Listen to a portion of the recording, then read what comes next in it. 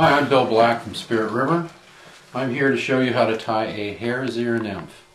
This nymph is one of the most common and basic nymphs used by fly fishermen all over the world. It catches a ton of fish. You can use it in rivers or still fishing. In this kit you've got all the essential ingredients to tie this fly except for the thread. We've got three types of hooks, three sizes of hooks. You've got dubbing, you've got your tail material, you've got your rib, you've got your feather.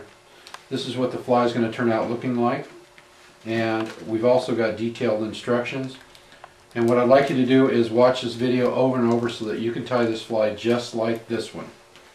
So let's get started. This is again, this is a hare's ear nymph. What we're going to start with is a heavy wire hook. Put that in the vise so it's level. And we prefer hooks that are a little bit heavy because you want this fly to sink. It's a wet fly. I'm going to put a little bit of lead wire on it. This is optional. You don't need to use lead wire if you don't want. I'm using a very fine lead wire because I like a very slim silhouette on my nymphs, the way they are in life, or I should say in the stream. Much more lifelike. Next, I put my thread on the hook and I go over the top as always, and then I trap that lead wire. I squeeze it together, make sure it's all squeezed together nice and uniform. And what's probably wise to do here is to take a little bit of super glue and just put that on there. A lot of times I'll just make sure it's in there with another wrap of thread. I'll go back here to the tail. In this kit, all these materials are in the kit, and these are the actual materials that I'm using to tie this fly. So we're not BSing you by me using other stuff.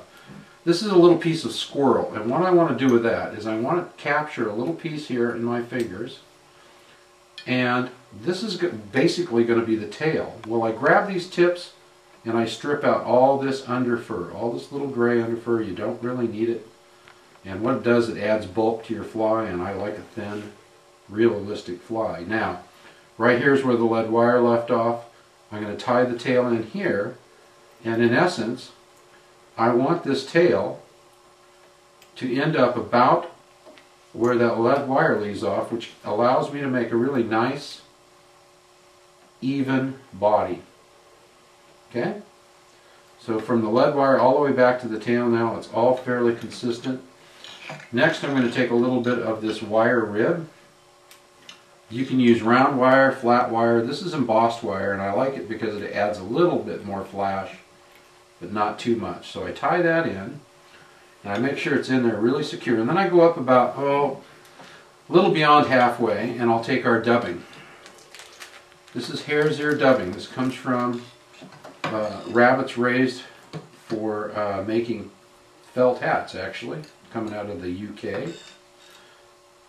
When I do that, I always squeeze it real tight, but in only one direction, not both ways. I'm going to go back here and start right here by the tail, and I'm going to slowly work my way up.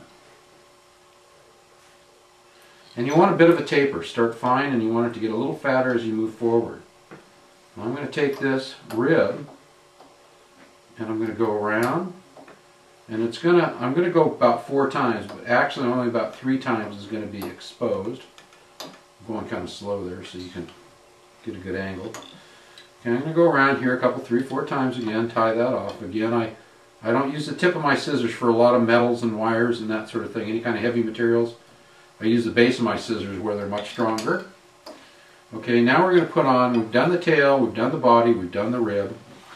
I'm going to put on the thorax, and what I do is you want to cut a piece about the same thickness as the gapier hook. So you're going to want to cut a piece about like that.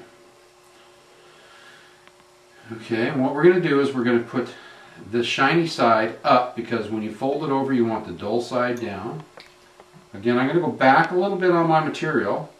I'm going to press this down on top and wind my thread around slowly. Once the thread is around, I apply pressure.